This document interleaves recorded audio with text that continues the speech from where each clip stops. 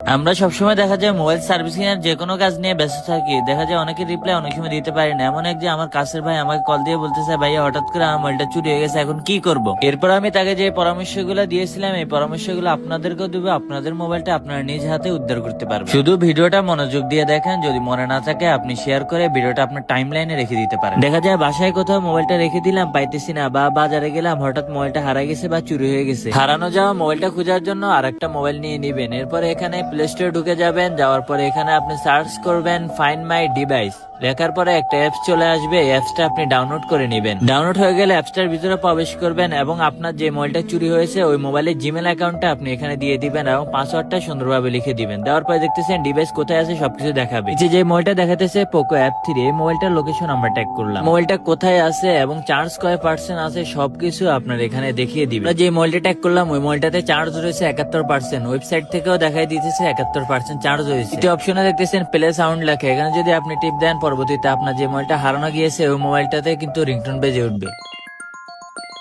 মোবাইলটা যদি sound option সব বন্ধ থাকে তবুও কিন্তু রিংটোন বেজে উঠবে। আপনার মোবাইলটা কই আছে আপনি খোঁজার জন্য অনেকটাই সহজ হয়ে যাবে। এরপরে যদি মনে হয় চোরে মোবাইলটা নিয়ে গেছে বা পাওয়ার কোনো সম্ভাবনা নাই, ওই ক্ষেত্রে আপনি যে কাজটা করতে হবে, আপনারা 3 নাম্বার অপশনে ক্লিক করে দিবেন। এরপর নিচে ক্লিক করে দিবেন, উপরে একটা নাম্বার দিবেন যে নাম্বার আপনার সাথে যোগাযোগ করতে পারবে। একটা নাম্বার লিখে দিবেন। এরপরে আপনার এখানে একটা মেসেজ লিখতে হবে, যে মেসেজটা দেখেও যে মোবাইলটা নিয়েছে তার জন্য একটু মায়া দয়া হয়। তখন দেখবেন এখানে কল চলে যাবে যে মোবাইলটা হারানো গিয়েছে। এখানে আমরা শুধু হেল্প লিখলাম, এই যদি মায়া দেওয়া হয় এখানে ক্লিক করলে কিন্তু এখানে 2টা নাম্বার শো করবে, বা সিম যদি একটা থাকে একটা নাম্বার শো করবে। এখান থেকে আপনার ওই নাম্বারে কল দিতে পারবে আর আপনার মোবাইলটা আপনাকে ফেরত দিতে পারবে।